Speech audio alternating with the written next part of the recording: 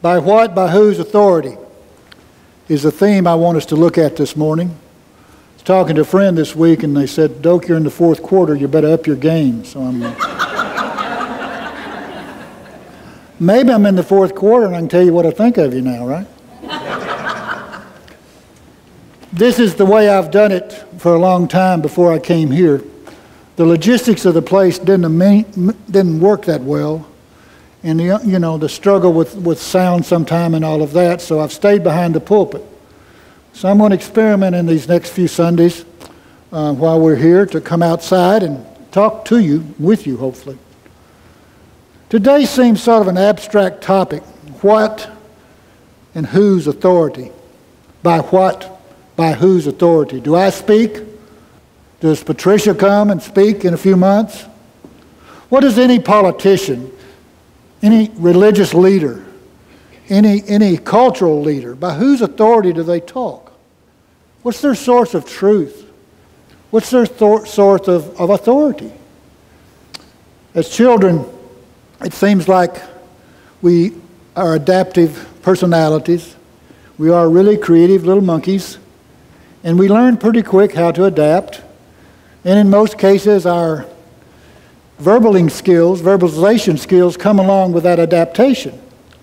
And the first thing we figure out is our relationship, and who we are, by figuring out who the others are around us. So the first words usually are mama, daddy, something that resembles that.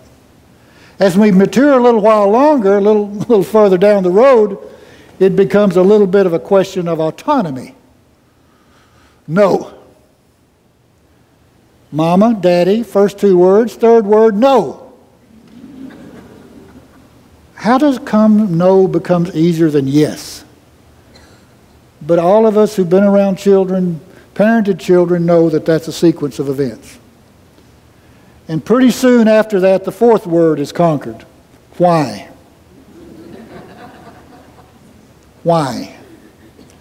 So if you look at our story as human beings, the first issue is relationship. The second issue is a little bit of autonomy. And the third is a questioning, a doubting, a challenging. Looking at who says it, how come, why is it this way? And not too many of us take the time to tell our children the reason of why. Because I said so. Or because it's safe. Or because that's the way we do it. It's a simple shortcut. Well, what's not to say that in the issue of authority for us grown-ups, who've been grown up only a short time in the history of this globe, of this life, and some people say we're just still adolescents maybe in the process. How do we determine what's truth? Well, we've got some background here. We've got some resources. We have tradition. We have tradition in the form of religious tradition. We have Scripture. We have what the ancients told us, what He gave to us. I read a bit of Scripture this morning that's probably 3,000 to 5,000 years old. Modified a little bit in language, but the Spirit still comes through. Those great passages from Ecclesiastes. Vanity, vanity. It's all crap. It's all a joke. Ecclesiastes, the born cynic, becomes a bit of Scripture, of Holy Writ, for generation after generation to look to as a source of authority. Now that's genius as far as I'm concerned. Because in another passages in that same book, or that same, not that book, but in the other books that make up the reservoir of truth for those who are faithful to that tradition, will say God is all-knowing. You don't even question God. So you have this conflict going on. You have these energies, these different concepts in conflict one with another. God is great. Just follow the dictates. You're an evil sinner because you sought to eat from the fruit of the tree of knowledge. Ooh. Authority again. Our ancestors in the mythical story that informed Judaism, that informed Christianity, that informed the Western psyche said that our rebellion was wanting to know what was right or wrong, good or bad. Goodness. I'm with Adam and Eve. Throw me out. I want to know the truth. I'm going to move past being a talented animal, being happy with what I know, frolicking in the Garden of Eden, getting everything I want. I want the hard truth. Well, we got it. So the myths and the stories that come down to us say, to explain it, well, women are going to suffer in childbirth and men are going to have to eat by the sweat of their brow. Curses of being human. Curses of being alive. But remember, folks, those understandings were written after the fact. They're written by people like you and I a long time ago, first told in stories, how did things get this way? How come? Why? Well, God liked us once upon a time, but we were rebels. We had everything we wanted. Everything was sweetness and light. And then we acted up. And then we said, no. I want to know. I want to see what that apple tastes like. I want to listen to that snake. That snake looks pretty trustworthy. So here we have in our heritage the gifts of vulnerability, the gifts of defiance, the gifts of possibility. But we all created those images. We all made possible those concepts. By what authority? By whose authority? By our authority, we understand that. We created the stories around the campfires. We created the stories in our homes. We created the stories around the hearths to understand life, to understand who we were. And we went to cliff notes. We cheated. We had this old Bible that we threw in the wagon, that we put in our pack. And we had a rudimental concept of reading, and somehow that became our textbook. And somehow in this culture, it became the text of life for Western culture for a long, long time. And God, Goddess, life blessed it, because it gave us the fundamentals of what it means to be a human being in relationship. The Ten Commandments aren't bad rules. They say pretty simple, respect creation. Have only one God. Understand your interdependency. We get caught up in the trappings. We get caught up in the metaphors. Look behind the metaphors to the meanings. We are not life. We are not the creators. We are not the destiny of life. We are somehow minor league participants in it. We're called with our talents, with our opposing thumb, with our verbal skills, our ability to listen and learn, our ability to remember, our ability to construct, to imagine. We're called to use our imagination to relate to reality, to somehow to adapt to life. To be at home in the possibilities of becoming. By what? By whose authority? Well, let's come around. Let's do it backward. Rather than putting some external source out there to give us the truth from on high, in a book, from a pulpit, from a Supreme Court decision. You have to remember the Supreme Court of the United States in 1958 ruled that a black person was not a human being. That was not true. That was false.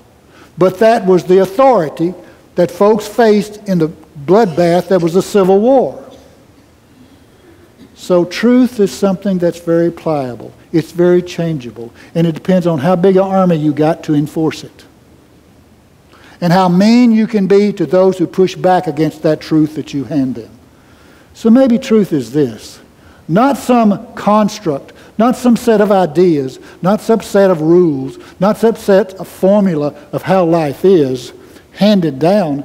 Maybe the truth, maybe the authority is you and I discerning what's good always. What's good? What's good? What's good for life? What inheritance with possibility blesses it, makes it more healthy, makes it more shared by everyone. What is that? What do? We test the activities. We test the ideas. A black person is a slave, is just above a horse or a mare or a mule. No. The color and pigment of a person's skin does not have anything to do with their souls or their humanity. That's something that happened in nature as a part of the process. It's not some curse from on high. Curses are not real things. Curses are things we use as tools to understand the impossible and the improbable in our lives. We die of a toothache, we get blood poisoning, we were cursed by a neighbor. The opportunity we have as human beings to understand authority and to apply it to our lives is to understand pretty simply that we have to test it all. We have to look at all. We have to measure by a criteria that says, is it good? Truth can only be good. And by that I mean, does it serve us? Does it serve our children? Does it help us feed everybody? Does it help us deal with our sicknesses and our problems? Does it help us overcome our mistakes? Does it help us renew life when we mess it up? What is good? The separation of people by gender identification, by color, by ethnicity, that's false. That's not good. We need all of life. We need all the elements to be healthy and whole so that life will function in a fullness and a vitality that makes it possible. Oh yeah, we're going to have cancers. We're going to have toxicity. That's what we do in our excess. That's what we do with our problems. That's the fluke of nature. It's not perfection, it's life. But it's moving with patterns and purposes that tend to and for life. It's a blessed movement. It's a blessed process. And in the cycles and the spirals of existence, we have an opportunity to reclaim and renew. To reclaim and renew. Peggy and I are going to have the opportunity come September to serve a church that basically was founded by the people who built the nuclear plutonium bomb. And at Hanford now, they're reclaiming that. They're employing thousands of people to look at the mess we made without our full knowledge of what the implications of nuclear and plutonium power was. So we have those whole reserve up there that's now being reclaimed, and if the propaganda be believed, and I believe 80% of it, okay? It is our government. The vegetation is back, the animals are back, the vitality of that earth is remarkable. And the plus side of that reserve was there are thousands of acres that have not been touched by anything but life, dealing with the toxicity. And with time and the care of scientists and our people correcting the cancer and the toxicity, we've been able to reclaim that area. Now, we haven't been able to reclaim those lives at Nagasaki and Hiroshima. We haven't been able to reclaim that because many sacrificed on the altar of life for something called victory and something called the American way in saving civilization. Yeah, we're just adolescents, nearly in high school gangs still, running around life banging up on one another because they wear different colors and they have different mascots and they do things different ways. And by God, we have others around the world that try to emulate us. We have people in Arab costumes. We have people in African costumes. We have people in every costume possible. But they found the arms and the wherewithal to destroy life because of some ideology, because of some truth that cannot be tested by the good. It can only be tested by the bad and evil because it serves death, not life. Ideas do not save anyone. People save one another through love and the experience of being related in our imaginations, in our creativity, to the reality that you and I and everybody else on this globe are of one organism. We're one family. We're entrusted with the possibility and the probability of life to maintain it. We birth children. We try to train them. We see them make mistakes. We make mistakes. We hurt one another. We sin. We miss the mark. We go about our living, stumbling through life with a vision that only gets us from today to tomorrow. When the whole world goes along, and the visionaries in religion, and the visionaries in politics, and the visionaries in art speak to us of a higher plane. They speak to us of a family and a community of life that we get to participate in, that we get to be creative agents in. By what authority, by whose authority do I speak? I speak by the authority of good and love and life. What's that? You're double talking. No, I'm not. You test everything that we say in our principles. You look at those 7 principles on the back of your order of service. If you apply them to life, they mean something. And they're not for the purpose of L. Ron Hubbard's manipulation or making money. They're to say to life, it's possible for us to be together on this globe as a human family. Without the aid of a deity and salvation from on high, without government making it right for us, but we as one another understanding the power and the prospects of love. And that's done not by some not some sentimental notion of cards and sweetness. It's the hard notion that you and I are related. We're obligated to one another. We are responsible to one another. And we have opportunities to be real and full and reach out beyond our own salvation, our own health, our own security, and say, let's us do this together. As long as we can see the horizon and feel the hand in our hand beside us, we have possibility. And the authority that is given to us is given by our own minds, our own reason, our own sense of discernment. If it's good, it's right. If it's bad, it's wrong. If it's bad and wrong, it's evil. And that are those ideas that separate us from politicians or pulpit. I don't care. If somebody says you're too different from that person to respect them, to understand them, they are wrong, because they're diminishing you and life and what creation has given us. So Unitarian Universalist Church of Tampa, you have an opportunity to be a place of authority. And that authority is founded and energized by love and regard and respect for life. If we be there, if we can support that, if we can make that a way of being for us, we've got something important. And we can come together and look at one another and laugh at our mistakes and laugh at our shortcomings and not be judgmental cranks, but to be loving folks who go, man, ain't it the truth? Ain't it the truth? Look at those politicians they're handing us. Can you believe what they're telling us? I've got to think there's a better way. Divine discontent keeps us going. Unitarian Universalism. What is our authority? The authority of truth, to be truth known or to be known, the old folks used to say.